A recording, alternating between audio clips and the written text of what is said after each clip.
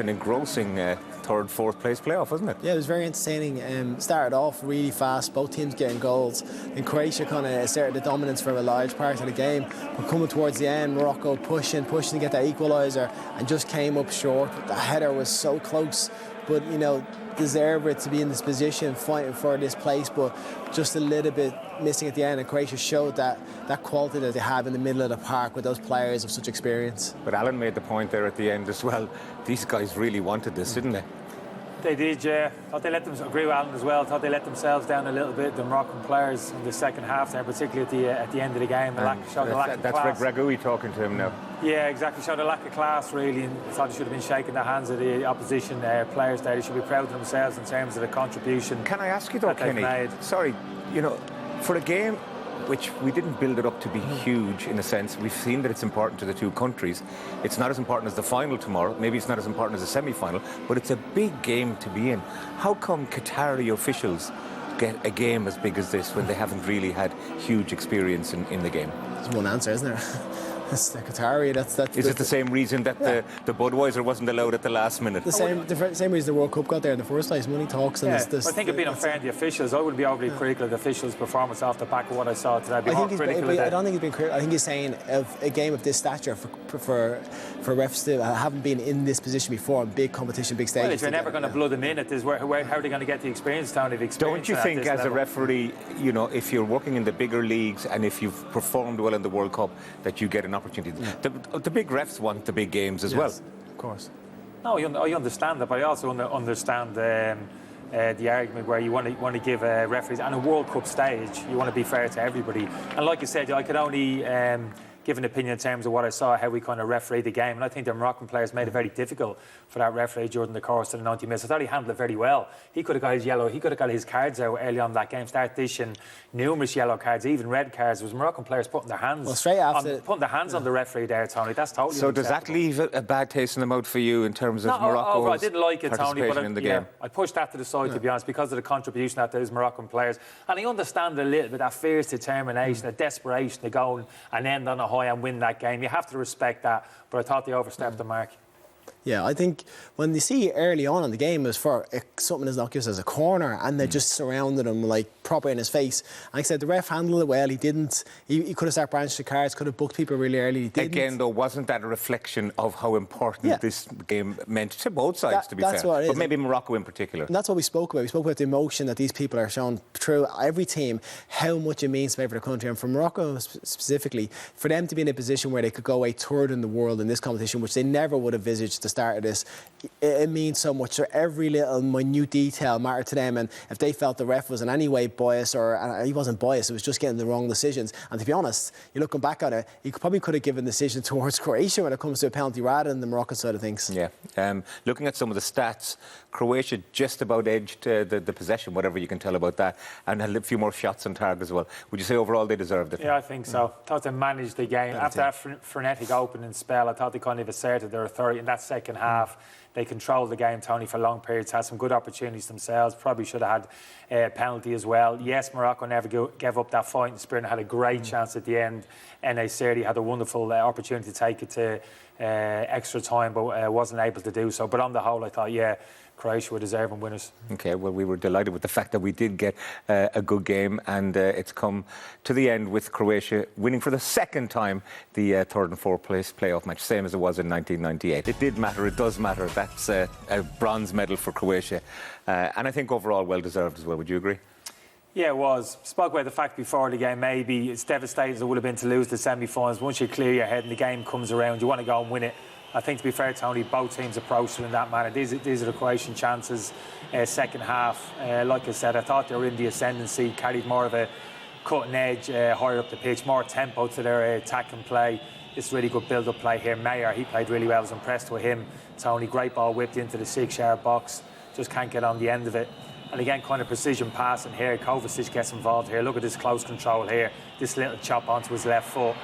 This is probably one of the small weaknesses in the game, Tony's kind of finish is not quite up to his standard, but brilliant individual play. And just kept pushing for that third goal.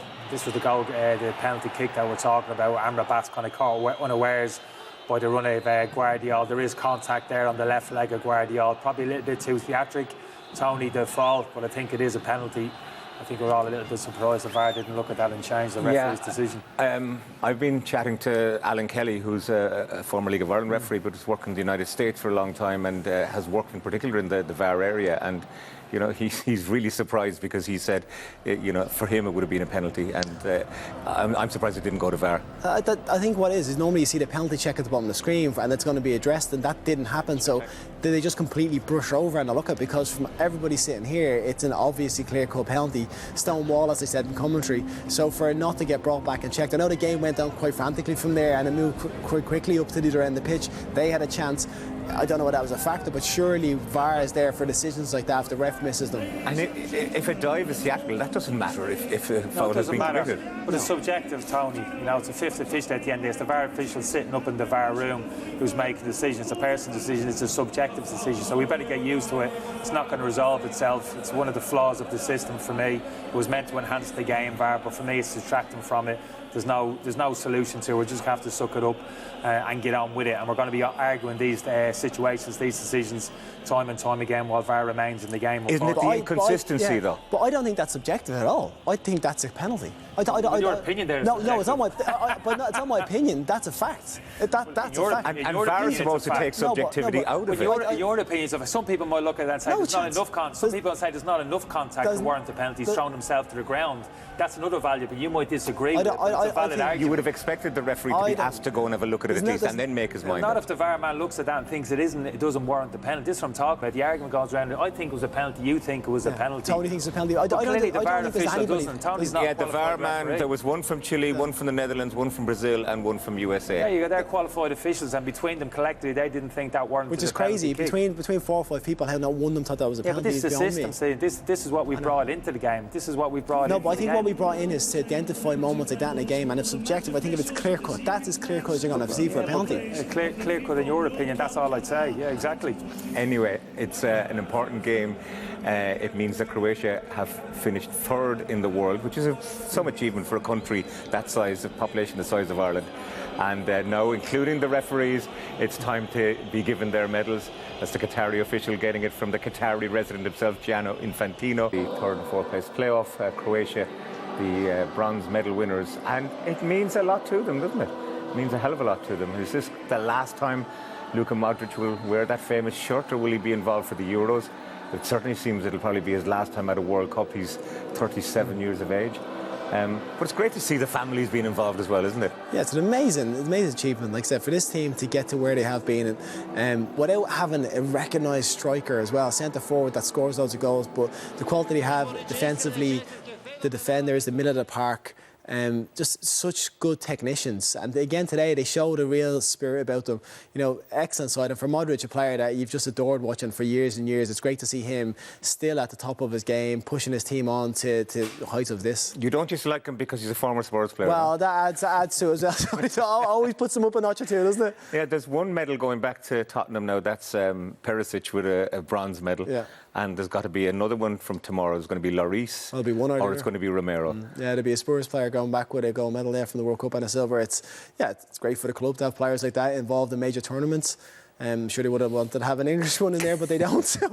And to their detriment. But no, listen, Modric has been a sensational footballer for the last 10, 12 years, and it's great to be able to see him at this stage again. And I think with 18 months, as Alan alludes to on commentary, that's probably not too far away from to see him still being in a major tournament with them again. Let's look at the Moroccan chances, because they did certainly make a game of it, didn't they? Yeah, 2 clear-cut chances, Tony. Second half, Stephen's a big fan of Livakovic, probably reckons he's best keeper in the tournament. Probably couldn't disagree with him. This was a key moment in the second half. Came out off his line quickly.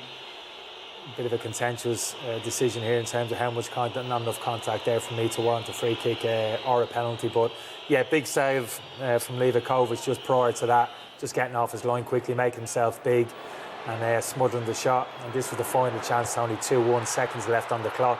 I was just thinking back to Elisiri's goal against Portugal, the cross into look the at box. the height he got. Yeah, set a world record in terms of like the distance he's got off the ground. This is a good leap as well. I know he's under pressure from the defender. I still fancy him to score anything that side of the goal, and he scores. So that was the one big moment. The manager knew it. So we've got the Moroccans coming back into the game and getting as close as they could right at the death there. But was this game won in the first half, really, do you think?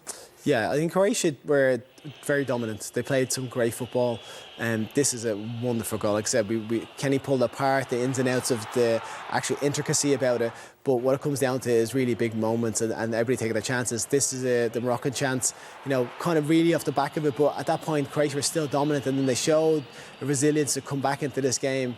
This again, the high quality of the goals they scored in this match is wonderful, and this is Orsic. He just bends to that top corner. Now Kenny was a little bit of Bono not getting up there and touching it, but it's great placement off the post. And you think as soon as the ball was rolled to him, that was what he was going to do? I was in his mind. You could just see he's opening up his body to try and hit into that far corner. I don't think he had anything else but to try and get a shot away, even though he's naturally left-footed. But you can see he opens up his body and tries to whip into that corner. I think you saw one of the reasons, the big reason why both of the teams aren't in the final, just that lack of quality high up the pitch in those central areas. Kramer has been searching around for about 6-7 years now. Levace came in again, bit of a journeyman centre forward, and Ellen Siri from Morocco, who's been a game player, Tony. He's nicked a couple of goals, but then when the key moments arrive, just couldn't convert. So I just think small weaknesses in both teams and that central striking area of the pitch probably ultimately why we're not going to see either of these teams in a World Cup final. From a Moroccan point of view, though, their early success in the tournament was built on solid defence. I mean, they only conceded an own goal in the group stages. What does this mean for African football, for Arab football, the fact that they've come this far, got to a World Cup semi-final, and has it broken the glass ceiling, as it were? Yeah, we'll wait and see. I think it's a little bit of a stretch. I think you have to look at the individual qualities which this team had. Big fan of how the manager set up the team, Tony. I enjoyed watching this team play. They actually excite me in terms of the brand of football. I think they got tagged with a little bit of a defensive mindset and mentality. Yes, they defended in numbers, had a deep defensive block when they had to. But Tony, when they got the opportunity, broke out from that quickly. And when they did, they committed players high up the pitch. Dynamic counter-attacking football. That's what I actually like to see when I watch a game of football as well. So I don't think they got enough credit for that. But I give the manager huge credit for getting the best out of players which he had available to him. They've bid for the World Cup, to be hosts for the World Cup so many times and have failed. Will what they've done in this tournament help a future bid, do you think? Yeah, possibly. And I just think when you look at what is the legacy, isn't it? You always look at what team could create, and if it can make kids believe that they can be that generation. And for us, we had teams growing up in the 90s, and we all thought, oh, you can see a direct line of sight, an opportunity you can get there because they've done it. And that's what this Moroccan team have created. They've created a chance for these players and kids from that country to feel like, there's a direct ascendancy to get to that position, to the world stage where you can be a leader and a team that can get there. And I think that's huge for them. When it goes to a competition, listen, money talks when it comes to these. So I'm sure teams that are much more wealthy or countries that are much more wealthy over the years are going to be getting money on Saudi Arabia to be involved in a bid sometime soon. Yeah. What about Croatia, Kenny? Because Modric can't last forever. Is there a rebuild necessary now for Croatia, do you think? Yeah, I think so, but you're pretty much dependent on the next cycle of players coming through. A lot of them mentioned of Gvardiol in that central half position, but we're talking about the real creative element to the team at that kind of central midfield area. So that's where Modric is going to be a huge match. Kovacic is a different type of player, kind of has ability in his own right, but in terms of being able to manage and dominate, control a game, nobody can do that like Modric. They'll just be hoping he can hang on for the European Championships maybe in a year and a half's time. Countries have generational players, and he's one of those generational players. He's Modric. They don't come along that often. The longevity of him, the level he's played at, like look what he's done at club level, Real Madrid. Like he consistently wins Champions League year after year. So you're not going to replace the Luka Modric, but can you get someone to come in and to fill the void slightly and adapt to a system that still pushes them forward? But they've done it before. If you think I played against the Croatian team in '98, you'll remember Tony kind of Boban and that kind of central bit, David Suker. That was an unbelievable squad of players. And I'm sure when that generation passed, the Croats thought we'll never have players like that again. But again, they've evolved, they've recycled, and Modric in particular has come to the fore and kind of carried them through the last kind of 6 to 8 years. So it's amazing in terms of the development of the younger players in that country. Phenomenal. I wonder when we're going to get our Irish Modric, or our next Liam Brady for that matter, or John Giles. But anyway, that's the third and fourth place playoff done, and Croatia are the bronze medal winners.